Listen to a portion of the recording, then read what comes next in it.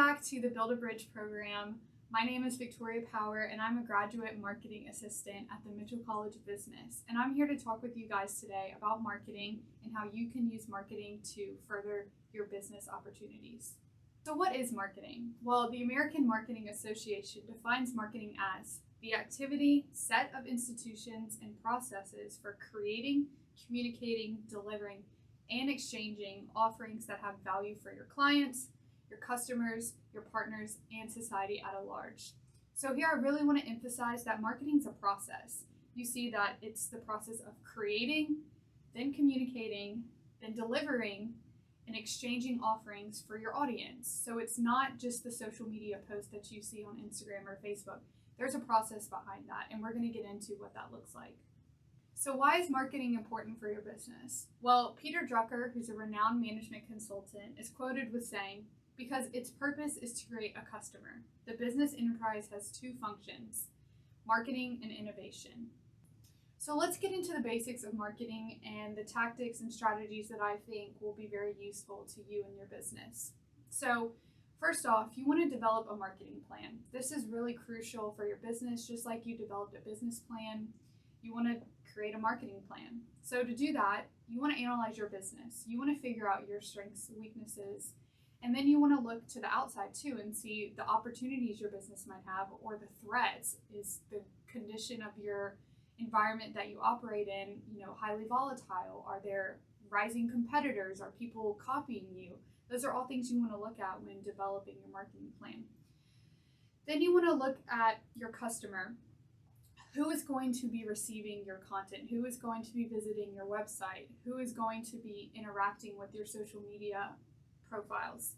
Knowing that, you tailor your content to those people. If you have an older demographic, say ages 40 to 50, they're probably not going to want to play a game on your Instagram. They're going to want to read and see the value that your company is offering. So you might write a blog or you might do an informational post. But if your demographic is 15 to 21, they're going to want to be more engaged. They're going to want to take a poll or vote on, what design of the t-shirt you release next is. They're going to be the more engaging one. So you want to figure out who that customer is so you can target them. Then you want to look at your competition. Are there companies in your surrounding area that are doing the same thing? Well, if they are, how are they doing it? What content are they posting? What do their social media profiles look like? How much are they posting? You want to be competing with them, and you want to make sure that your value proposition is more clear than theirs so you can get customers. Making sure you understand the competition and your environment that you operate in is really important. So then you want to establish some goals. Do you want to grow your Instagram following by 1,000 followers in the next 6 months? Well, if that's your goal, you got to figure out how you're going to do it. If your goal is to create a YouTube channel and grow to 100,000 subscribers, well, how are you going to do that? You're going to have to create video content, engaging video content, and create videos that are better than the competitors. So then we get into developing those activities. Whatever your goals are, you got to figure out how you're going to get there. And like I just said, if your goal is to create a YouTube channel and you want to make ad revenue from your YouTube channel, you got to figure out what videos are going to hit the algorithm. What videos are your customers or potential customers going to click on? Developing those activities to align with those goals will help you accomplish them. They have to be aligned or they're not going to work. So then we get into the marketing channels. What does your website look like? Do you even have a website? Do you have social media? Are you using social media? Are you posting? Are you responding to comments? Are you on TikTok? TikTok is the fastest growing social media platform that there is, and it's not that hard to operate. It's a free tool to grow your business, and it's something that I really think you should consider using. So then you create your platforms, you create your profiles, you create your website. Well, what do you put in there? Well, we're going to talk about the steps in developing the content for those platforms. We're going to talk about the types of content you can post and even ideas for what kind of content you can post that can help you stand out from your competitors. So let's talk a little bit more about that marketing plan I mentioned. So the first step is analyzing your business. And in marketing, we conduct an analysis called a SWOT analysis. It stands for strengths, weaknesses, opportunities, and threats. So the first two, strength and weaknesses, are internal. What do you have that you think is a strength or a weakness? Are you experienced in marketing and you can produce videos and content? Well, that's a strength. Are you not experienced in copywriting or writing blog posts? Well, that's a weakness. Do you have a budget that's $10,000? Well, that's a strength. Or do you have no budget? That's a weakness. So then opportunities and threats are looking at the outside. Are you in an industry that's fast growing? That's an opportunity. Are you in an industry that people are building new technology for that's going to ramp up your production or your anything? That's an opportunity. Or are you in an industry that's on the decline? Are you, in the retail space? Well, retail stores are closing, so that's a threat. You have to consider those threats to make sure you are aware of them and know how to deal with them. So once you look inside, you're able to then look at your competitors. So what you want to do here is identify some key players, some key companies in your industry that you view as a competitor, as the competition that you want to do better than, that you want to create better content, you want to get their customers, whatever it may be. Identify those.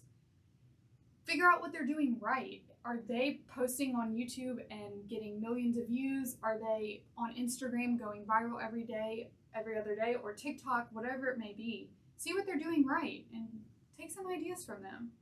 So then you want to identify some gaps in the market.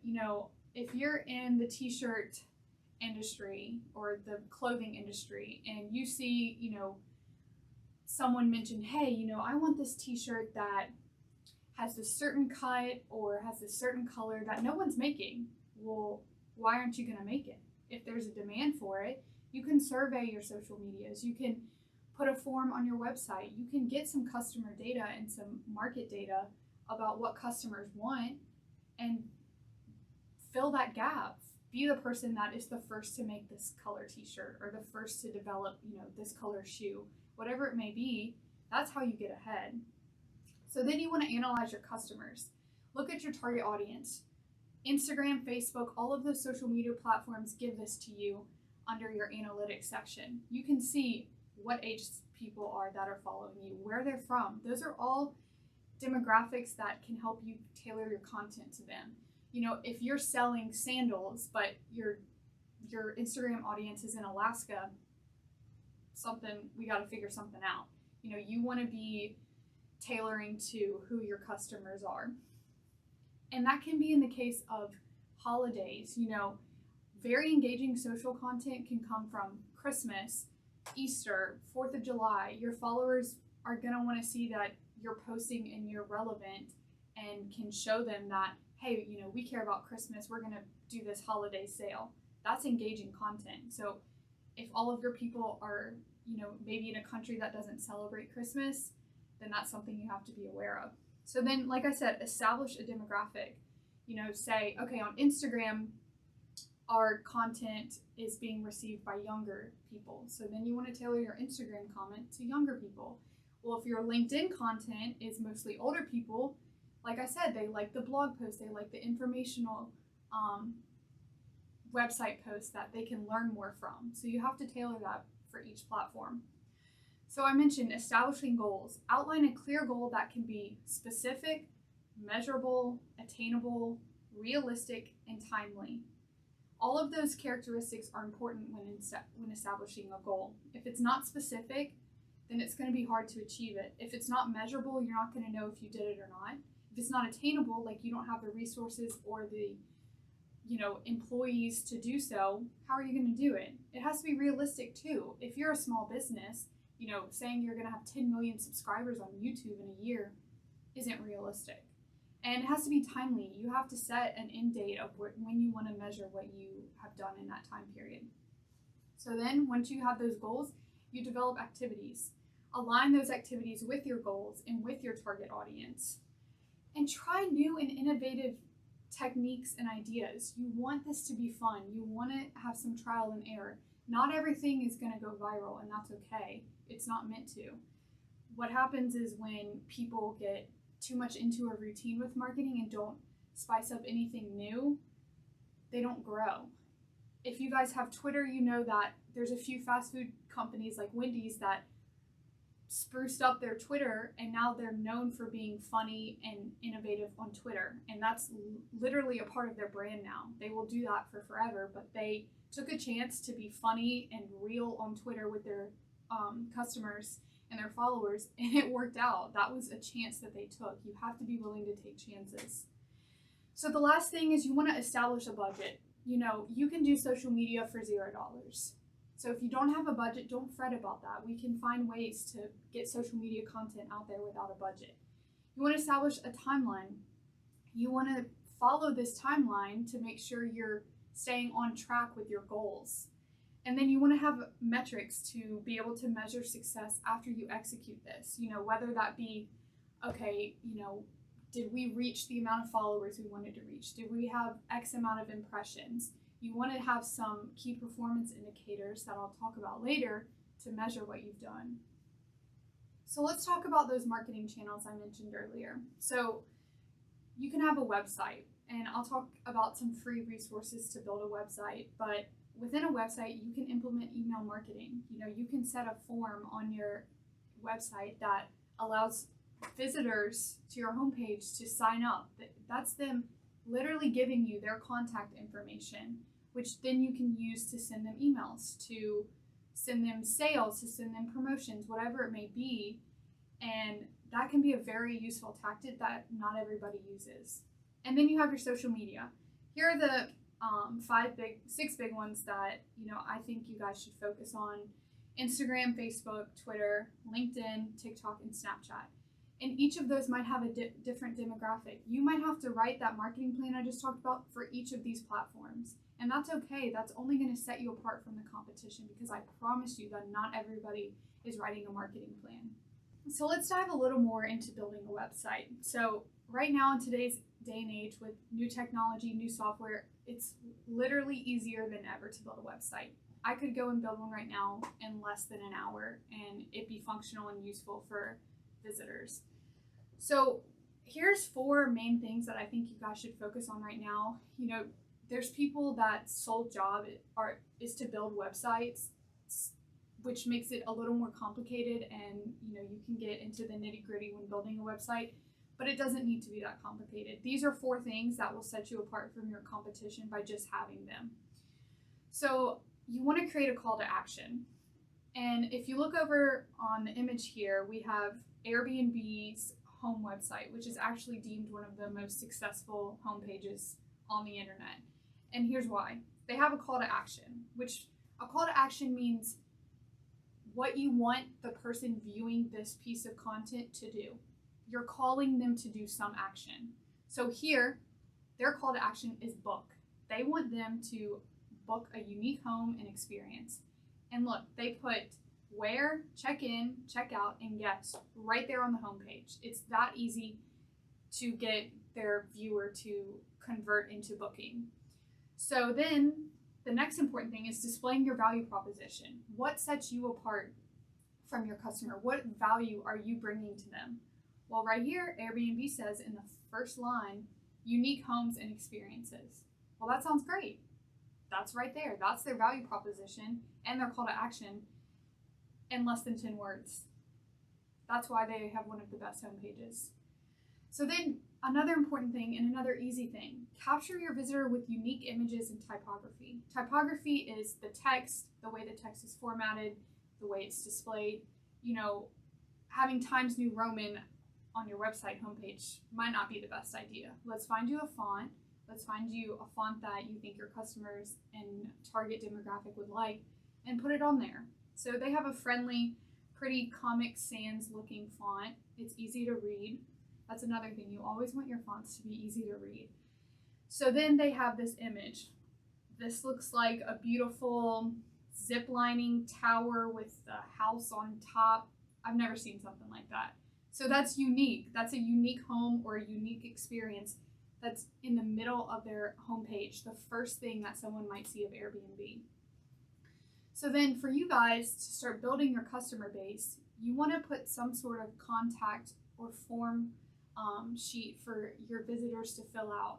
You know, when you apply to colleges, 9 times out of 10, you fill out some information implying that you're interested in that college. And then you start receiving emails, you start receiving phone calls because the school is interested in you. They are thankful that you imply that you want to go there. So this can be the same thing with your website. If you have a visitor that wants to learn more about your company, give them a space to inquire, to get their contact information so you can personally reach out. That's a great way to connect with your customers and figure out what they're looking for or what they want to know about you. And here are some resources. There's a website called Wix, W-I-X, that you can build a free website. Now, it's not going to have all of the bells and whistles that, Airbnb's website has, but at least get something out there. People are always looking for websites for more information, and whatever you can type out about your company, put it on your website. People want to know. And another one is Squarespace. It's very similar to Wix. You drag and drop, you design, you add pictures. It's very user-friendly and it's very easy to get up and running. So check those two out. They have free trials. They have a few paid versions, which are, I think, less than $20 a month, but it can really set you apart from the competition. So we've talked about websites. Well, let's talk about social media. You guys probably use social media every single day, and that's great. That means you're familiar with the platforms, you're familiar with the content you like to see. If you like, Nike or Adidas and you follow them, what do you like to see about them? Do you want to see products? Do you want to see athletes? Do you want to see stories? Do you want to see information about their brand? You can look at other companies' social media and be able to tailor it back to you and what you think your customers would like. So here we have almost 4 billion social media users. I just wanted to put this number in there to make sure to get the point across of how important leveraging social media can be for your company. Social media gives you the opportunity to build and connect with potential and current customers.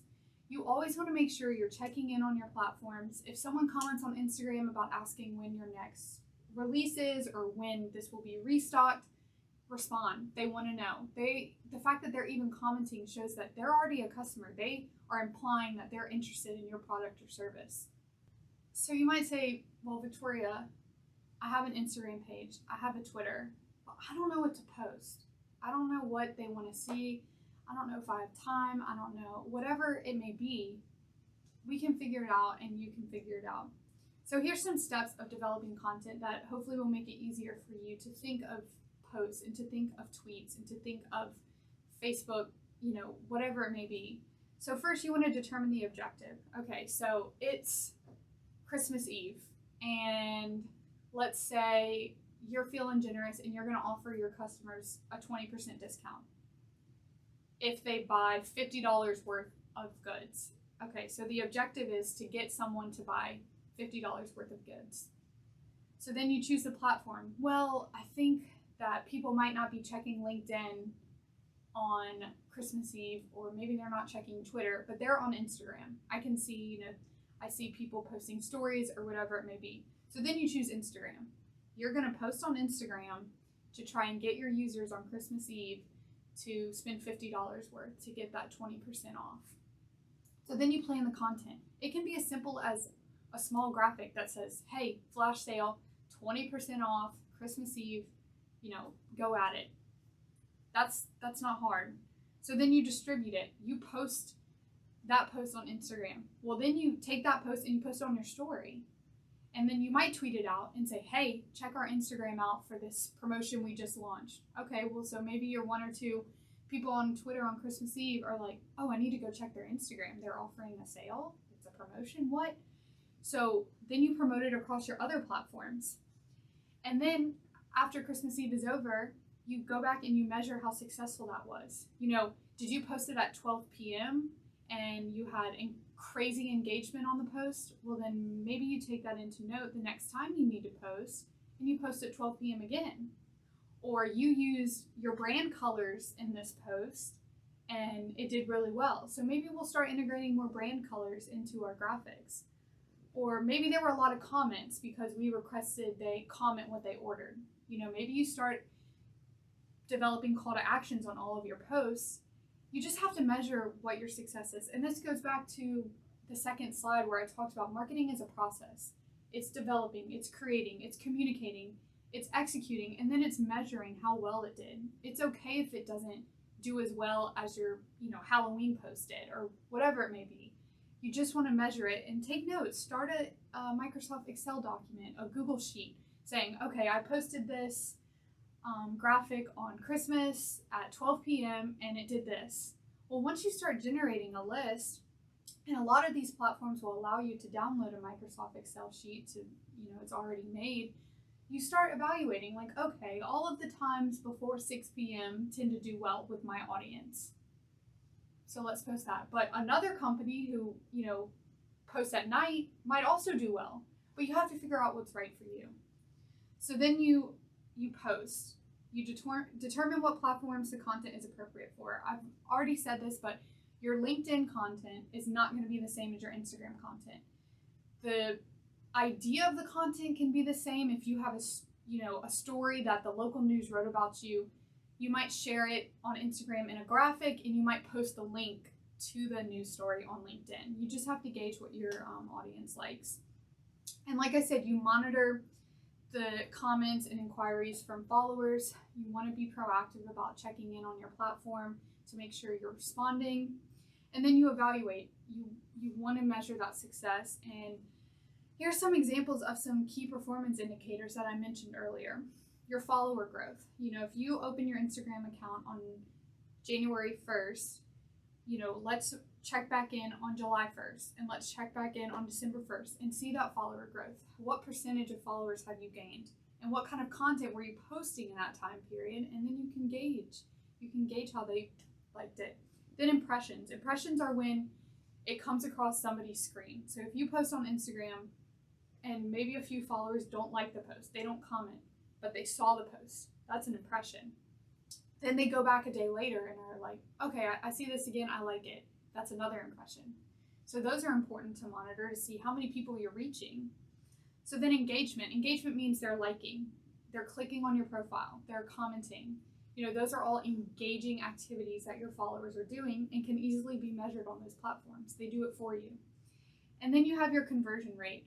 If your call to action on that Christmas Eve post was to get somebody to spend $50, well, then you go to your website or you go to your ordering site and say, okay, we had 5 people actually order $50 from this post. You see that conversion rate of how many people saw the post, were engaged with the post, and how many actually converted to your website and doing what you asked of them. Those are all great ways to measure your social media content. So I taught you what to do and how to start developing content. Well, you're like, Victoria, I don't have Photoshop. I don't have Adobe Illustrator. I don't have this. And trust me, not everyone does, and it's expensive to use those platforms. But I wanted to tell you guys about some free resources that I use every day in my job and how it can help you bring your content to that next level. So first we have Canva. You might have heard of it, you might have not. It's a pretty recent tool that social media managers, everybody is using. Something I use literally every day in my job. And you might be thinking, okay, it looks like she spent a lot of time on this PowerPoint. Like, she must have no life. No, I made this all on Canva in less than a day, this whole PowerPoint. And it is not difficult, and I know that you guys can do it too. So Canva is used to create social media graphics, presentations, posters, documents, content. You can edit videos on there. It can literally do everything. It is just a simplified version of Adobe Photoshop and Illustrator. And they have a free version that you don't have to pay anything for. And it's still very useful. So then you have OBS. OBS is a recording studio software that actually is recording the video you're watching right now.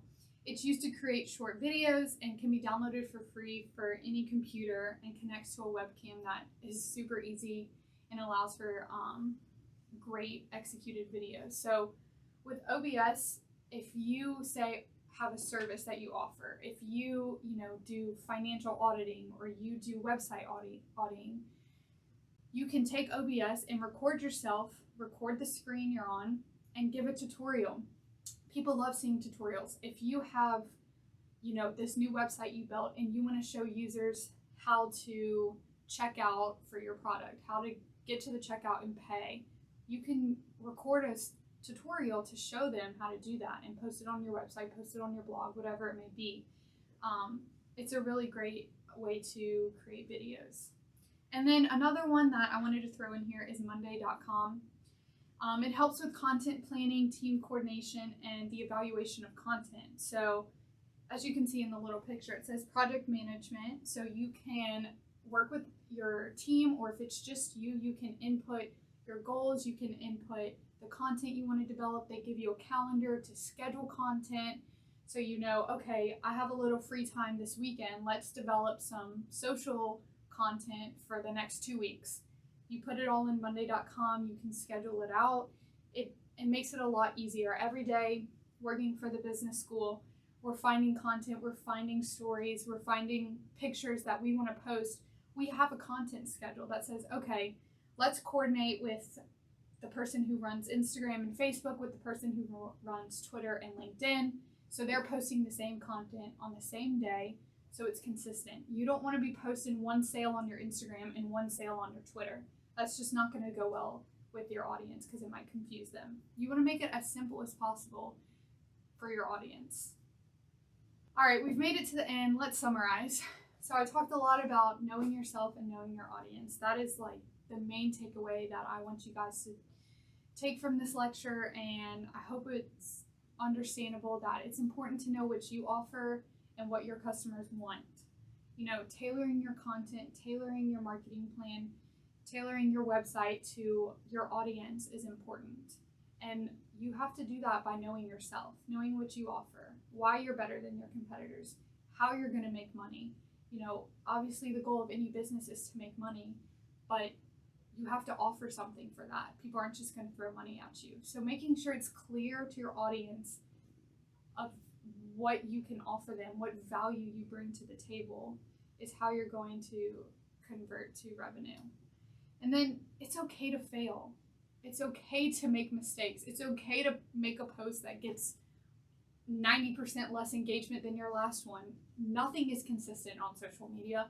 You don't know if someone's going to wake up the next day and delete Instagram off their phone because they have to study for finals. You're not going to know if TikTok gets banned in the US and your TikTok, you know, you spend all this time and now your TikTok gets no engagement. Things are going to happen. The world is literally changing every day, and people and consumers are changing their behavior every day based on external factors. So it's okay if your audience didn't like, you know, the poll that you put up. But what's not okay is if you don't learn from that. If you don't take those measures of success, if you don't take those metrics you develop, you don't take those key performance indicators and do something about them. Keep a log of them. Like I said, create an Excel document. Get those posts lined up. Get those engagement rates lined up so you can evaluate what went wrong and what went right. You know, things are gonna go right. You're gonna have a great post one day and you're gonna be ecstatic about it. And that's amazing. I get ecstatic when I make a LinkedIn post that gets 100 likes. I'm like, okay, this is what we need to continue doing. You know, our audience likes this professor at the business school. Like, let's keep posting him. So you'll figure it out. And like I said, it's okay to mess up. It's okay to make that mistake. And to wrap it all up, marketing is not one size fits all. It will never be, and it never has been. What works for you in your company might not going to work for the company next to you. Even if you're in the same industry, if you have two t-shirt vendors next to each other, one audience might love, you know, polls and forums, and the other one might hate it. They only want to see videos. That's okay. You just have to recognize what your audience likes, and that's how you're going to step above the competition, and that's how you're going to use marketing to excel above everybody else. I hope you guys learned something from today. Marketing is a great topic, and it's always expanding. New marketing tactics are always coming out, and there's so many free resources on the internet for you to learn how to market your business effectively.